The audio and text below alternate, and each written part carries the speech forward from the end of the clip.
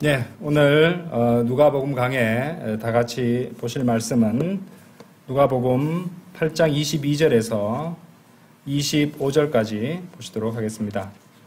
누가복음 8장 22절에서 25절까지.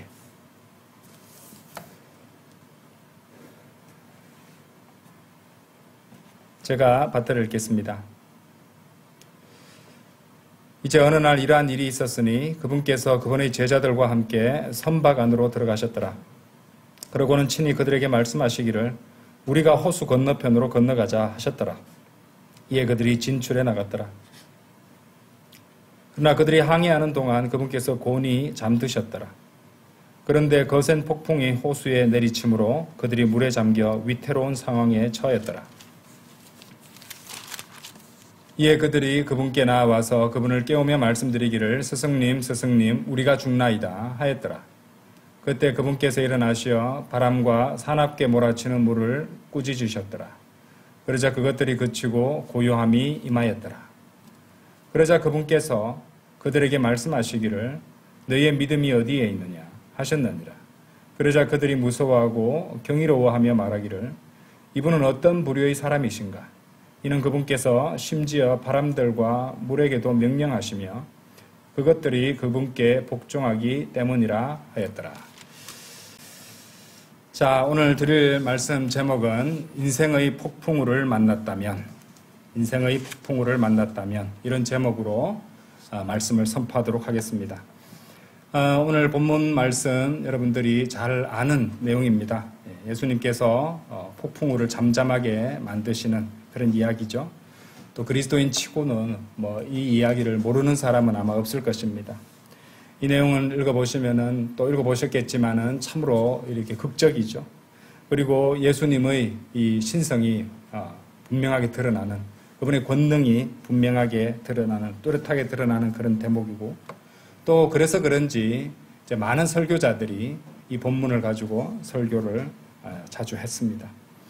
자, 우리나라 찬송가 중에도 이렇게 보면은 교단교회에서 부르는 찬송가에도 구주여 광풍이 일어 이런 제목의 찬송가가 있고요. 영어 제목은 Master the tempest is raging 해서 스승님 폭풍이 몰아치나이다. 이런 제목의 찬송가가 있다고 합니다. 이 이제 본문 내용의 이 사건은요, 이제 공관 복음이죠. 마태 복음과 마가 복음에도 담겨 있는데 중간중간에 한 번씩 열어보기도 하겠습니다. 마태복음 8장 23절에서 27절까지, 그리고 마가복음에는 4장에 나오죠. 4장 35절에서 41절에 걸쳐서 그 내용이 기록되어 있습니다. 오늘 이 말씀을 통해서 주님께서 우리에게 주시는 귀한 교훈을 또 우리 모두가 함께 나누고 더욱더 굳건한 믿음으로 믿음 생활을 할 수 있는 그런 귀한 계기가 되기를 간절히 바랍니다. 특히 여러 가지 어려움과 근심과 낭패와 또 고난과 박해를 통과하고 있는 성도들이 있다면 그들에게 또 새로운 힘과 기쁨을 줄 수 있는 그런 계기가 되기를 간절히 바랍니다. 자, 인생의 폭풍우를 만났다면 첫 번째로 그리스도인의 삶에는 폭풍우가 몰아치기 마련입니다. 여기서 이제 인생의 크고 작은 폭풍우들이라 함은 당연히 고난을 말하는 것이죠. 인생의 고난들이 있습니다. 구원받았든 구원받지 않았든 이 고난 없는 인생은 없습니다. 아무리 문제없이 사는 사람처럼 보인다 할지라도 또 그 사람의 이 하루를 추적해 보면은 그 사람에게도 고민이 있고 어려움이 있고 고난이 있다는 것이죠. 한 사람의 개인사에는 다양한 굴곡들이 존재합니다. 인생을 살아가다 보면요, 한 가정에도 이렇게 사람 수만큼의 문제들과 걱정, 근심거리들이 있기 마련입니다. 그래서 우리나라 속담에도 이 가지 많은 나무에 바람 잘 날 없다 이런 속담도 있다는 것이죠. 그처럼 바람이 불고 폭풍우가 몰아치고 그런 고난이 우리 그리스도인들의 삶에서도 넘쳐나기 마련입니다. 그리고 그리스도인답게 살아가는 길에는 주님께서 약속해 주신 것이 있는데 반드시 고난과 박해가 있다는 것을 약속해 주셨어요. 주님께서 우리에게 약속해 주셨다면 반드시 그렇게 성취되죠. 우리 잘 아는 말씀인 디모데후서 말씀 열어보겠습니다. 디모데후서 3장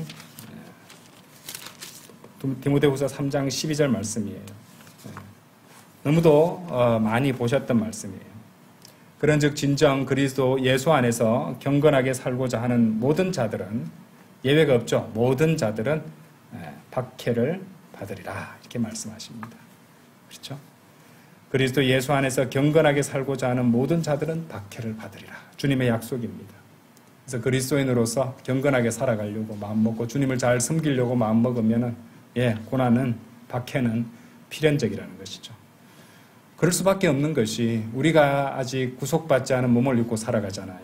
그렇기 때문에 또 죄로 인한 여러 가지 또 쓰라림들이 있다는 것이죠.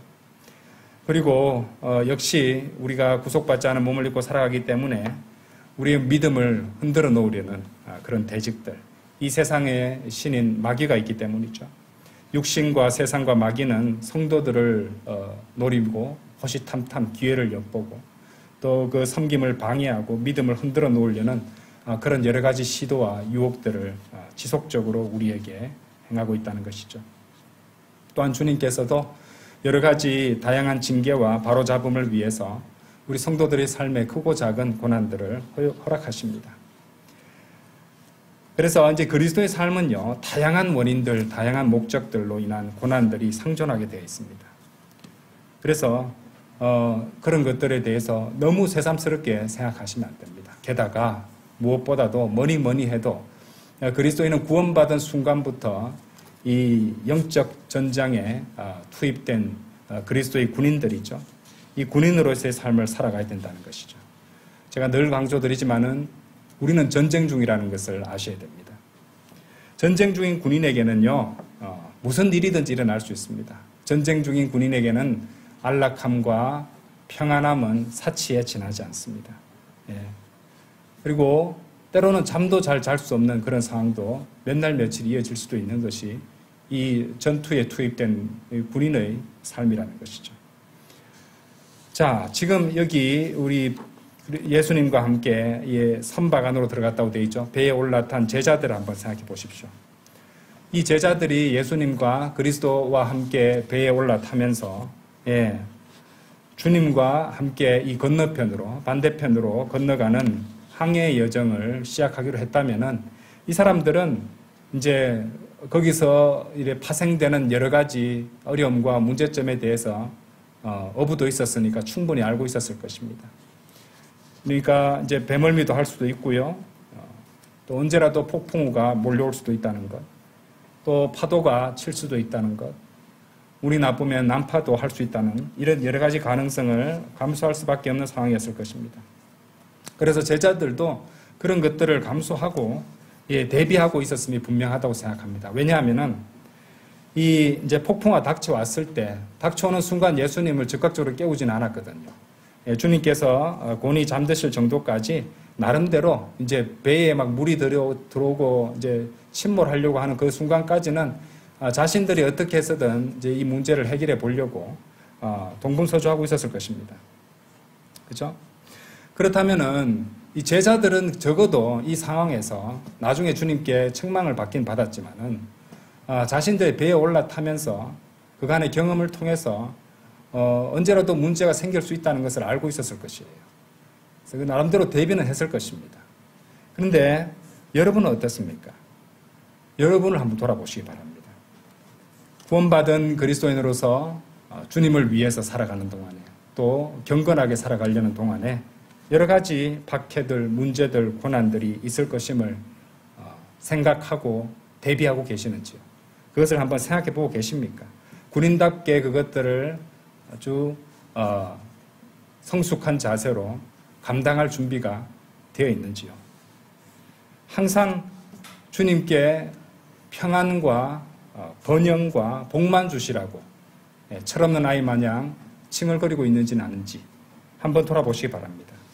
우리는 아직 전쟁 중이라고 말씀드렸죠. 이 영어 표현에 no cross, no crown이라는 표현이 있어요. 십자가가 없다면 왕관도 없다는 뜻입니다. 지금은 우리가 보상을 누리고 영광을 즐기는 그런 때가 아니죠. 우리는 지금 전쟁 중이잖아요. 영적 전쟁 중이잖아요. 지금은 싸워야 할 때란 말입니다. 이적을 생각해야 된다는 것입니다. 자, 인생의 폭풍우를 만났다면 두 번째로 예수 그리스도께서 바로 거기 그 배 안에 함께 계시다는 사실을 기억하셔야 됩니다. 바람이 일어나고 물살이 거칠어질 때, 그러다가 결국 이 선박의 파도에 덮이게 되고 물이 가득 차게 되었을 때 제자들은 마침내 주님을 깨워야겠다는 생각을 하게 됩니다. 곤히 잠드셨지만 주님을 깨워야겠다는 생각에 이제 밀린 거죠.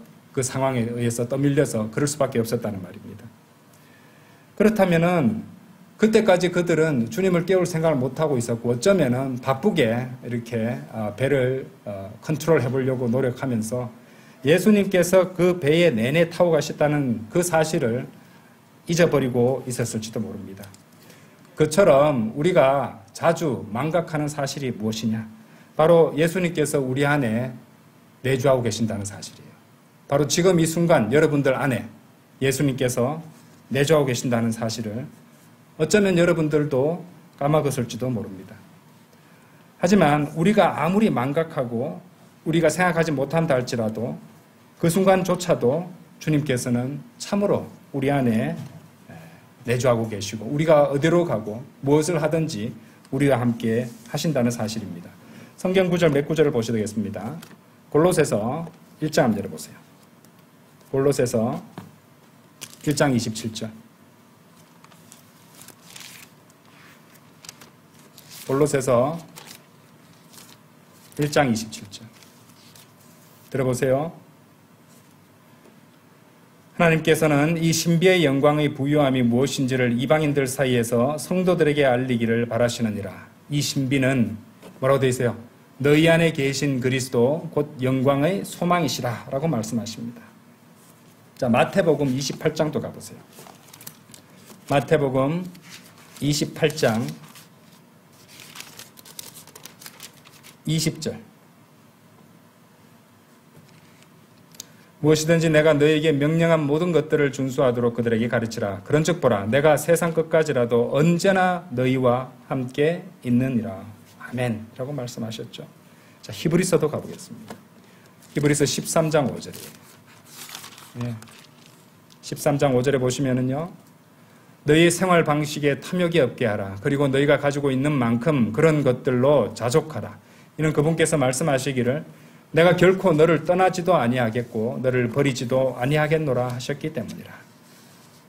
자, 이 몇 말씀만 보아도 주님께서 우리를 결코 떠나시지 않고 우리 안에 계시다는 사실을 확신할 수 있습니다. 이 점은 참으로 우리에게 위안이 되고 힘이 되는 그런 사실인데도 불구하고 많은 성도들이 자주 망각해버려요. 이상하죠? 예, 마치 공기가 없이는 살 수 없지만은 공기가 있다는 사실을 망각하는 것처럼 말이죠. 자, 왜 주님께서 우리 안에 내주하시고 우리와 함께 하시는 것이 참으로 위안이 되는가? 왜냐하면은 우리가 이미 확인하고 배워서 아는 바 예수 그리스도께서는 명백히 하나님이시기 때문입니다. 전지전능하신 하나님이시고 창조주이신 하나님이시고 의로우신 이 재판관이신 하나님이시라는 것이죠. 이 창조주로서의 또 예수님께서는요, 당연히 이 자연의 모든 요소들에 대해서 이 절대적인 권위를 행사하시는 그런 분이십니다. 예수님을 제외하고 그런 일을 할 수 있는 사람은 아무도 없습니다. 한번 생각해 보세요. 인간이 태풍을 통제할 수 있습니까? 올해 비가 많이 왔었잖아요, 여름에요. 그래서 이제 언론에서 평소에 사용하지 않던, 이제까지 사용하지 않던 용어를 사용하더라고요. 극한호우라는 표현을. 극한호우를 인간이 통제할 수 있습니까? 산불을, 바람을 타고 무서운 속도로 질주하는 산불을 인간이 막아낼 수 있습니까? 자, 그 모든 자연재해 앞에서 인간은 속수무책입니다. 아무것도 할 수가 없어요. 그냥 빨리 끝나고 지나가기를 바라는 그런 것밖에 없죠. 그런 무기력한 인간의 어떤 모습을 올해만 해도 우리는 많이 목격할 수 있었습니다. 그런데 골로새서 1장 17절 말씀대로 그분에 의하여 모든 것들을 존재하게 하는 분이신 예수님께서는 오늘 본문 말씀에서 보시듯이 말씀 한마디로, 한마디 말씀으로 그 성난 폭풍우를 잔잔한 미풍으로 바꾸실 수 있었습니다. 그런데 그런 분을 모시고도 제자들은 두려워하고 있었다는 것이죠. 하나님을 모시고 있었는데도. 그렇죠? 하나님을 모시고 있었는데도 그렇게 의심하고 두려워하고 있었습니다. 그래서 25절에서 제자들은 그러자 그들이 무서워하고 경이로워하며 말하기를 이분은 어떤 부류의 사람이신가 하고 감탄했습니다. 그렇죠? 그도 그럴 것이 예수님은 그 어떤 사람과도 같지 않으신 분이죠. 인간의 몸을 입고 오신 하나님. 그러니까 영어로 말하자면 Godman입니다. Godman. 하나님 사람이셨어요. 또 예수님께서는요, 나는 길이요 진리요 생명이라 나로 말미암지 않고서는 아버지께로 올 자가 아무도 없느니라. 이렇게 요한복음 14장 6절에서 말씀하셨습니다. 그리고 그렇게 말씀하실 수 있는 유일한 분이셨죠. 이 세상에 어느 누구가 자신을 가리켜서 길이요 진리요 생명이라고 선포할 수 있단 말입니까? 이 예수님께서 어떻게 그렇게 그런 자격을 갖고 계시고 그렇게 말씀하실 수 있는지 증거가 성경 기록에 다 나옵니다. 당장 가장 쉬운 걸 찾아보시고 싶으면 이 요한복음 5장 읽어보시면 돼요. 특히 5장 17절부터 쭉 읽어보시면요. 예수님께서 하나님과 자신을요, 이렇게 동등하게 하시고 계시거든요. 그것이 바로 증거입니다. 예. 이 예수님의 자격 증명은 분명히 성경 기록으로 뒷받침되고 있다는 것이죠. 그처럼 제자들은 하나님이시고 생명이신 분을 모시고도, 그렇죠. 그분께서 스스로를 생명이라고 하셨는데, 그분은 생명인 분을 모시고도 우리가 죽나이다 이렇게 주님께 외치고 있었단 말입니다. 여러분은 어떠세요? 생명이신 분을 모시고도 하나님을 우리 안에 모시고도 조금이라도 문제가 생기면 죽겠다를 남발하면서 살고 계시지는 않습니까? 한번 돌아보시기 바랍니다. 불평과 불만과 탄식만 쏟아놓고 계신지는 아니지요. 내 안에 하나님을 모시고도 말입니다. 자, 인생의 폭풍우를 만났다면 세 번째로 믿음이 사라진 자리에는 의심과 두려움이 자리 잡게 됩니다. 자, 오늘 공간 복음인 마가복음 4장 한번 가보시죠. 마가복음 4장 한번 열어보세요. 마가복음 4장 40절 보세요. 40절. 누가복음 진술에서는 보지 못하는 내용이 담겨 있는데요. 그러고는 그분께서 그들에게 말씀하시기를 어찌하여 너희는 그토록 두려워하느냐? 너희에게 믿음이 없으니 어찌된 것이냐 하셨더라. 자, 폭풍우를 잔잔하게 만드신 다음에 제자들에게 이제 책망하시는 대목이죠. 그런데 누가복음과는 달리 주님께서는 이 제자들의 믿음 없음을 지적하시기 전에 이렇게 말씀하세요. 어찌하여 너희는 그토록 두려워하느냐라고 말씀하셨단 말입니다. 그처럼 믿음이 물처럼 녹아버린 자에는 두려움이 그 자리를 채우기 마련입니다, 여러분들. 우리는 그러한 예를 다른 경우에서도 발견하게 되는데요. 주님을 따라서 무리를 이제 잠시 걸었던 이 베드로의 경우가 바로 그 예에 해당합니다. 자, 마태복음 14장 한번 열어보세요. 마태복음 14장 28절부터 마태복음 14장 28절부터 31절까지입니다. 그러자 베드로가 그분께 대답하여 말씀드리기를 주여 만일 당신이라면 물 위로 당신께 오라고 저에게 분부하소서 하였더라. 그러자 그분께서 말씀하시기를 오라 하셨느니라. 이에 베드로가 그 선박에서 내려오자 그가 예수님께 가기 위해 무리를 걸었더라. 그러나 그가 바람이 휘몰아치는 것을 보았을 때 그가 무서워하였더라. 그리하여 가라앉기 시작하니 그가 소리치며 말씀드리기를 주여 저를 구원하소서 하였더라. 그러자 즉시 예수님께서 그분의 손을 뻗으시어 그를 잡으셨으니 그에게 말씀하시기를 너 믿음이 적은 자여 어찌 네가 의심하였느냐 하셨느니라. 자, 처음에는요, 베드로가 주님처럼 무리를 걸을 수 있었습니다. 그 이유가 뭘까요? 이유는 간단합니다. 그렇게 이 바람이 휘몰아치는 무리를 걸어가야 되는 목적이 분명했어요. 무엇이냐? 29절에서 주님께서 뭐라고 하셨어요? 오라라는 명령을 하셨죠. 그래서 베드로는 주님의 명령에 순종하기만 하면 됐어요. 그 순종했고 목적이 분명했습니다. 예수님께 가는 것이었어요. 예수님께 가기 위해서 그 말씀에 순종을 했던 것이에요. 그 말씀에 대한 순종의 믿음의 행보는 그처럼 주님을 향한 것이 되어야 되는 것이고 오로지 주님께 시선을 고정하고 나아가는 것이에요. 주님께 계속 시선을 고정하지 않으면 어떤 일이 발생합니까? 베드로를 보세요. 얼마 지나지 않아서 이 주님을 응시하는 대신에 무엇을 봤습니까? 바람이 휘몰아치는 환경을 바라보고 있었단 말입니다. 주님께 두었던 시선을 바람으로 돌리자마자 어떤 일이 발생했습니까? 믿음은 사라지고 무엇이 생겼어요? 무서워하게 되었습니다. 두려움이 생겼습니다. 그리고 주님의 말씀에 의하면 의심까지 했다는 말이죠. 그렇죠? 그러니까 주님께 두는 시선이 다른 곳을 향하게 되어버리면 믿음이 사라지고 믿음이 사라지면 두려움이 들어오고 그러면서 동시에 의심하게 된다는 것입니다. 믿음이 사라졌으니까요. 그 결과는 무엇입니까? 물 위를 걸을 수 있었던 베드로는 물에 가라앉기 시작했습니다. 물 위를 걸을 수 있었던 주님의 권능을 상실해버리고 말았다는 것이죠. 그리고 결국에는 오늘 본문의 제자들처럼 주님을 부르면서 구해달라고 그렇게 외칠 수밖에 없었다는 말입니다. 한 가지 사례를 더 보도록 하겠습니다. 열왕기상 19장 한번 열어보세요. 열왕기상.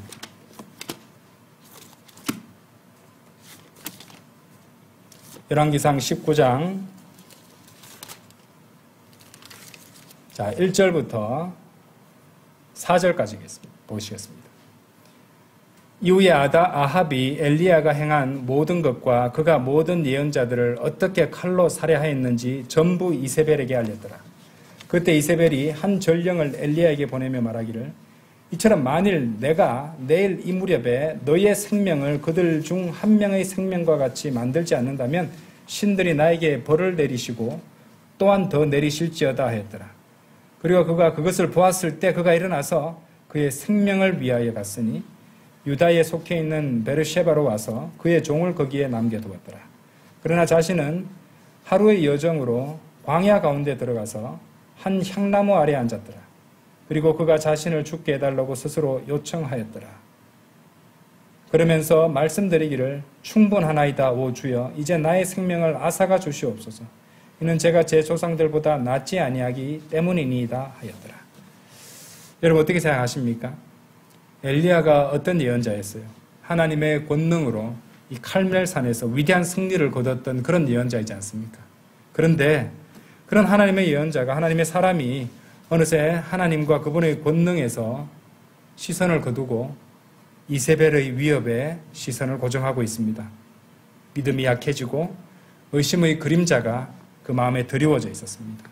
결국 이세벨을 피해서 달아났고 그러니까 여기서 보시면은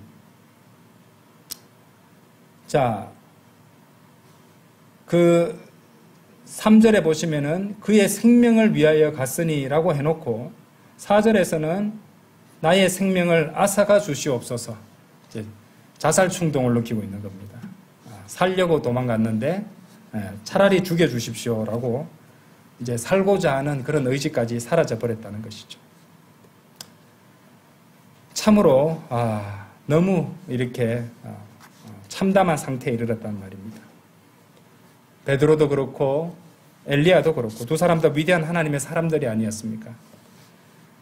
하지만 그들조차도 주님 아닌 환경과 사람을 응시하기 시작했을 때 어떤 일이 발생했습니까?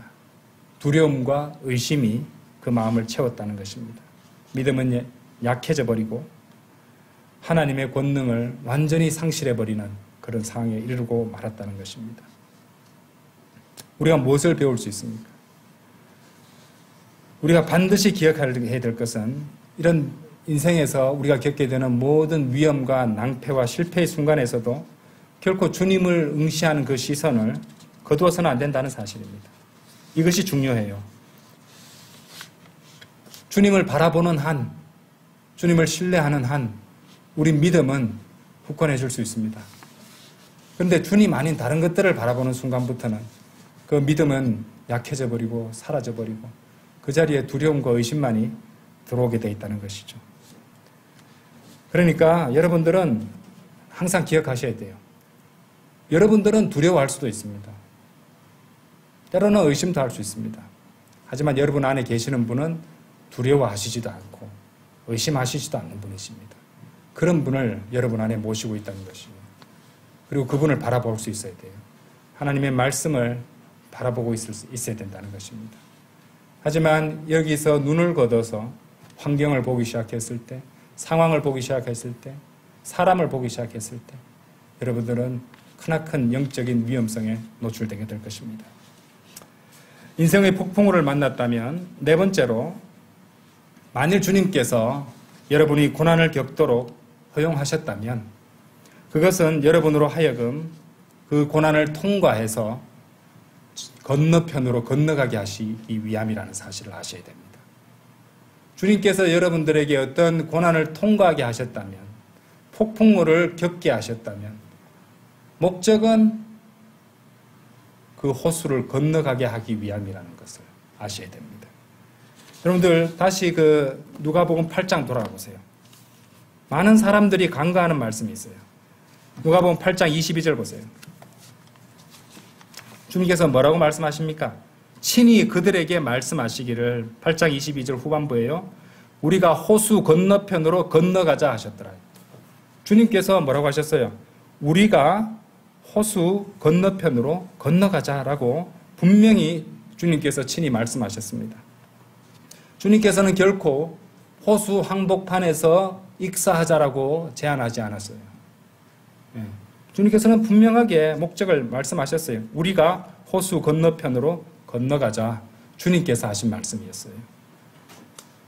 그러니까 주님께서 우리가 이 세상을 살아가는 동안에 이 폭풍우와 같은 크고 작은 고난들을 겪게 하시는 이유는 이 세상에서 익사하게 두시려는 목적이 아니에요. 여러분들이 이 세상이라는 바다를 건너가게 하기 위한 그런 목적이라는 사실을 기억하시기 바랍니다. 그러므로 이 세상에 어떤 일이 있다 할지라도 주님께서 모든 것을 주관하시고 주님께서 건너가게 하시는 것을 뜻하셨으면 그대로 이루어진다는 것입니다. 주님께서 모든 것을 주관하시고 우리의 결점, 단점, 실수, 우리의 죄, 우리가 처한 환경, 우리가 당하는 그 어떤 일들이라도 그것은 주님께서 통제하시고 또 그런 것들로 인해서 어떤 일이 생긴다 할지라도 주님께서 우리로 하여금 이 바다를 건너가게 하시려는 과정에 지나지 않는다는 것이에요. 그러니까 우리가 겪는 이 고난이라는 것은 건너편으로 건너가기 위한 과정이지 목적이 아닙니다. 목적은 건너편으로 건너가는 것이에요. 분명히 주님께서 목적을 말씀해 주셨다는 것입니다. 여러분 그거 아십니까? 구원받지 않은 세상 죄인들도 고난을 다 겪습니다. 이런저런 고난 다 겪습니다. 오히려 우리보다 더 심한 고난을 겪는 사람도 있습니다. 그런데 그들보다 우리가 더 낫습니다. 왜 그렇습니까? 우리에겐 주님이 계시잖아요. 그들에겐 주님이 없습니다. 그들이 알아서 다 해야 되는 것이에요. 알아서 할 수도 없지만 말이죠. 하지만 우리는 다르죠. 우리는 그 모든 것들을 주관하시는 하나님을 우리 안에 모시고 사는 그분의 자녀들입니다. 세상 죄인들이 받지 못한 위대한 약속을 받고 있기 때문입니다. 로마서 8장 28절에서는 그런즉 우리가 알거니와 하나님을 사랑하는 자들에게 곧 그분의 목적대로 부르심을 받은 자들에게는 모든 것들이 합력하여 선을 이루느니라 라고 말씀하셨어요. 모든 것들이 들어갑니다. 우리의 죄, 우리의 실수조차도 다 들어가는 것입니다.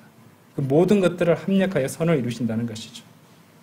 그러므로 성도 여러분, 고난을 통과하고 있을 때, 낙심된 일을 당하거나 몸이 아플 때, 실패와 낭패로 슬퍼하고 있을 때, 그 모든 것들이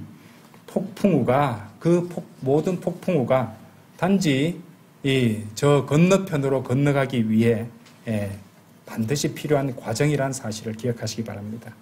그리고 반드시 우리는 주님과 함께 건너편으로 건너가게 될 것임을 명심하십시오. 자, 다시 말씀드리지만 우리가 이 험한 바다와 같은 세상을 건너가는 일은요, 결코 이 세상 고난 가운데 익사하기 위함이 아닙니다.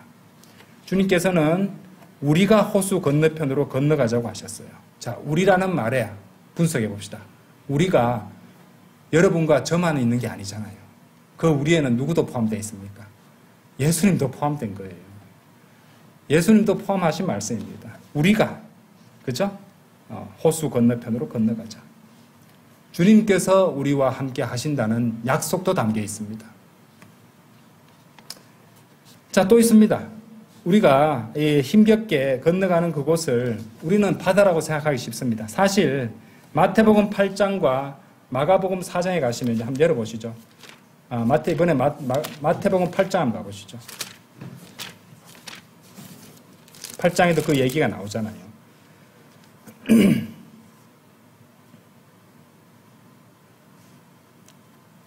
자, 24절 보세요. 그런데 보라, 그 선박이 파도들로 덮일 정도로 뭐라고 되어 있어요? 바다에 엄청난 광풍이 일었더라 라고 되어 있습니다. 마태복음 8장 24절은요, 바다라고 말씀하셨죠. 자, 누가복음 8장 돌아와 보세요. 누가복음 8장에서 아까 우리가 보셨던 22절 말씀 다시 보세요. 주님께서 친히 하셨던 말씀 보세요. 우리가 호수 건너편으로 건너가자 하셨더라. 물론 우리는 알고 있습니다. 갈릴리 호수라고도 하고 갈릴리 바다라고도 한다는 것을. 그런데 우리는요, 이런 폭풍우를 만날 때 이 바다에서 우리는 익사하고 말 거야 라고 지레 겁을 먹고 희망의 끈을 놓아버리려고 그렇게 불평하고 하소연하고 또 탄식하기도 하지만은 주님께서는 8장 누가복음 8장 이 말씀 22절 이 말씀 여기에서 호수라고 말씀하셨어요. 그러니까 우리가 바다라고 호들갑 떠는 동안에도 주님께서는 우리가 호수 건너편으로 건너가자. 호수는 바다보다 작은 개념이잖아요. 물론 아주 거대한 호수도 있습니다만은요. 그처럼 바다와 호수의 이런 단어를 달리하는 것도 진리가 담겨 있다고 생각합니다. 주님께서는 우리에게 아니야, 바다가 아니야, 겁먹지 마, 내가 함께 있지 않니? 호수를 건너가는 거야. 내가 함께 있으니 걱정 마라, 나의 자녀야. 그렇게 말씀하신다는 것이죠. 호수, 바다 이렇게 생각하니까요, 이제 여러분들 잘 아시겠지만 계시록 20장 14절에 보면은 우리가 이전에 쓰던 성경에서는 이제 불못이라고 되어 있잖아요. 근데 이제 이 표준 킹제임스 성경에서는 Lake of Fire를 갖다 불의 호수로 이렇게 했단 말입니다. 살려냈죠, 그죠? 좀 더 넓어졌습니다. 그런데 이 마태복음 8장과 누가복음 8장을 갖다 비교해 보시면은 이 호수는 죄인들에게는 그 불의 호수는 불 바다와 같이 엄청나게 넓은 곳이 될 수도 있다는 생각을 해보게 됩니다. 하지만 우리는 불의 바다에 익사할 일이 없습니다. 그렇죠? 우리는 주님께서 뭐라고 말씀하셨어요? 우리가 호수 건너편으로 건너가자. 우리는 불의 호수에 빠질 일이 없습니다. 우리의 구원은 영원히 보장되기 때문에 우리는 건너가는 것이에요. 그쪽으로 갈 일도 없습니다. 그렇죠? 우리는 빠져 죽을 일이 없어요. 우리는 주님과 함께 본향에 이르게 될 것입니다. 반드시 주님과 함께 하는 한, 그런데 주님께서는 우리를 결코 떠나지 않는다고 약속하셨어요. 그래서 영원히 주님께서 우리와 함께 하시고요. 또 그분과 함께 있는 한 우리는 모든 고난과 고통의 호수를 넘어서 반드시 건너편으로 건너가게 될 것입니다. 인생의 폭풍우를 만났다면 마지막으로 고난 속에서 여러분을 건져주실 분은 오직 주님뿐이십니다. 기억하십시오. 자, 다시 누가복음 8장 돌아가셔서 24절을 보십시오. 24절. 이에 그들이 그분께 나와서 그분을 깨우며 말씀드리기를 스승님 스승님 우리가 죽나이다 하였더라. 얼마나 다급하면 스승님 스승님이랍니다. 그때 그분께서 일어나시어 바람과 사납게 몰아치는 물을 꾸짖으셨더라. 그러자 그것들이 그치고 고요함이 임하였더라. 드디어 제자들이 죽음 앞에 이르고 나서야 주님을 깨우고 찾기 시작했습니다. 아마도 이제 직업 어부들이 주축을 이루고 있었을 그 무리는 처음에도 말씀드렸지만은 나름대로 능숙하게 배를 한번 통제해 보려고 애를 쓰고 또 그만한 어떤 경험이라든지 지식이라든지 또 여러 가지 도구들을 구비하고 있었을지도 모릅니다. 그리고 또 서로 이렇게 얘기를 해서 여러 가지 문제를 갖다 처리할 수 있는 충분한 이 인원도 갖고 있었을 것이에요. 12명, 이제 12제자들이라면 12명 정도면은 충분히 일을 수행할 수 있지 않겠습니까? 12명이 다 탔단 말이죠.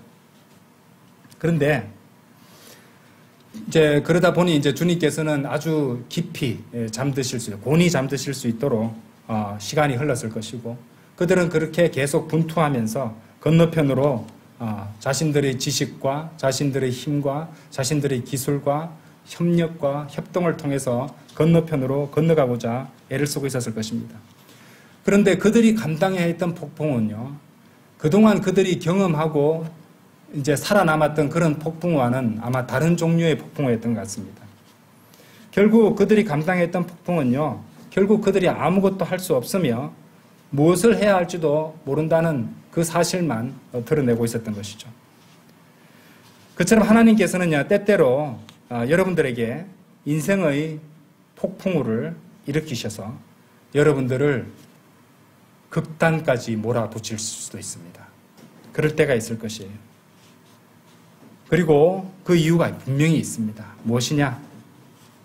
여러분이 여러분의 육신과 여러분의 자신과 또 여러분의 자아와 여러분의 지식과 또는 세상을 의지하는 대신 오직 하나님만을 의지하는 법을 가르쳐 주시기 위해서 의도적으로 그런 강력한 폭풍우를 보내실 수도 있습니다.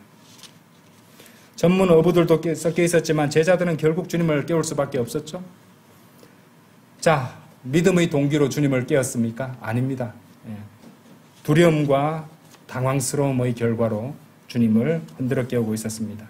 그들의 경험과 지식과 힘과 도구들로서는 자신을 구원할 수 없다는 사실을 깨달았기 때문이죠.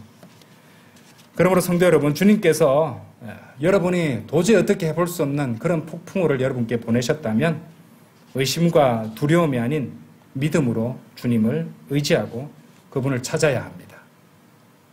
그렇게 해야 될 때라고 주님께서 가르쳐 주시는 것이거든요. 자, 고린도 후서, 이 상황에 적합한 말씀이 있어요. 고린도 후서 1장 열어보세요. 고린도 후서 1장. 고린도 후서 1장 8절입니다. 이는 형제들아, 아시아에서 우리에게 임한 우리의 공경에 관하여 너희로 하여금 모르게 하기를 우리가 원하지 않기 때문이라. 잘 보세요. 곧 우리에게 정도를 넘어선 압박이 가해졌다는 것이니 그런 감당할 수 있는 폭풍우처럼 몰려왔다는 말이죠. 우리가 힘에 겨워 심지어 생명까지 단념하였느니라. 엄청난 상황입니다. 근데 9절에 보세요. 이유가 나옵니다. 그러나 우리가 우리 자신 안에 사형 선고를 받았으니, 자, 그 다음 우리로 하여금 우리 자신을 신뢰하지 않고 오직 죽은 자들을 살리시는 하나님만을 신뢰하게 하려 함이라. 바로 하나님께서 그런 목적으로 제자들에게 폭풍우를 보내셨던 것입니다. 그러므로 우리는 어떻게 해야 됩니까? 잠언 3장 한번 열어보세요. 잠언 3장. 이제 3장 5절 6절 보세요. 우리는 이렇게 해야 됩니다. 너희 마음을 다하여 주를 신뢰하라. 반은 세상에 의지하고 반은 주를 의지하고 반은 자신의 능력을 의지하고 반은 주님을 의지하고. 아니죠? 마음을 다하여 주를 신뢰하라고 말씀하세요. 그리고 너 자신의 명철에 기대지 말라. 너의 모든 길들 가운데서 그분을 인정하라. 그리하면 그분께서 너의 행로들을 인도하시리라. 우리는 하나님만을 온 마음으로 신뢰해야 됩니다. 우리 마음을 다해서. 그리하고 우리 모든 길들 가운데서 매 순간 모든 길들 가운데서 주님을 인정해야 되는 것이죠. 자신을 내세워서는 안 된다는 것이죠. 자, 이제 결론을 맺겠습니다. 성도 여러분, 인생의 폭풍을 만났다면 그것으로 두려워하거나 놀라거나 슬퍼하지 마십시오. 이미 알듯이 인생에는 이 고난이라는 폭풍이 몰아칠 때가 있습니다. 그리스도인 누구나 그것을 통과해야 합니다. 근데 설령 그럴 때조차도 우리는 혼자가 아니죠. 주님께서 우리와 함께 하신다는 사실을 기억하시기 바랍니다. 우리의 구원자이시자 창조주 하나님이신 분이시며 그분께서 모든 것을 통제하신다는 사실을 확신해야 됩니다. 그런데 그런 믿음이 약해진다면 의심과 두려움이 스며들어서 결국 주님 아닌 다른 것들을 바라보게 되고 결국 실족하게 됩니다. 자, 우리의 고난은 그냥 무작정 오는 것이 아니죠. 그것은 우리가 건너편으로 건너가기 위해서, 우리가 본향으로 가기 위해서 거치게 되는 과정입니다. 그리고 그 목적이 분명히 있다고 말씀하셨고 또 주님께서 우리와 함께 하신다는 사실을 기억하셔야 됩니다. 무엇보다도 때로는 주님께서는 우리를 한계까지 밀어붙이신다고 말씀드렸죠.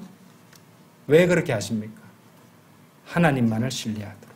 그러니까 하나님 외에 우리가 붙잡고 있던 모든 우상들을 제거하시기 위해서 그렇게 폭풍우를 불게 하셔서 다 날려버리신 것입니다. 자, 그래서 여러분들 듣는 분들 가운데서는 인생의 폭풍우를 어쩌면 통과하고 계시는 분도 있을 것입니다. 걱정하지 마십시오. 반드시 건너편으로 건너갈 것입니다.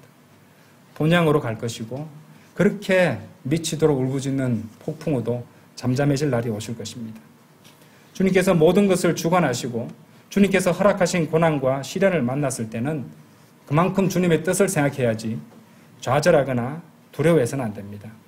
오히려 우리 인생에서 겪게 되는 믿음의 시련이라는 것은 인내를 이루기 때문에 오히려 그것을 감사하고 즐거워해야 된다고 성경은 말씀하세요. 야고보서 1장 읽어보십시오. 자, 결코 끝까지 계속 영원토록 지속되는 폭풍우도 없습니다. 주님께서 잠잠하게 하시기 때문이죠. 그리고 배는 설령 그 배 안에 물이 들이닥치고 차오르고 있다 할지라도 절대로 가라앉지 않습니다. 주님께서 타고 계시기 때문이죠. 그리고 우리는 꿈에 그리는 그 호수의 건너편으로 우리가 바다라고 생각하고 멀게만 느껴졌던 곳이 호수라는 사실을 알게 되고 그 건너편에 도착하리라는 것을 깨닫게 될 것입니다. 자, 여러분들 한 구절 더 보실게요. 빌립보서 4장 한번 열어보세요.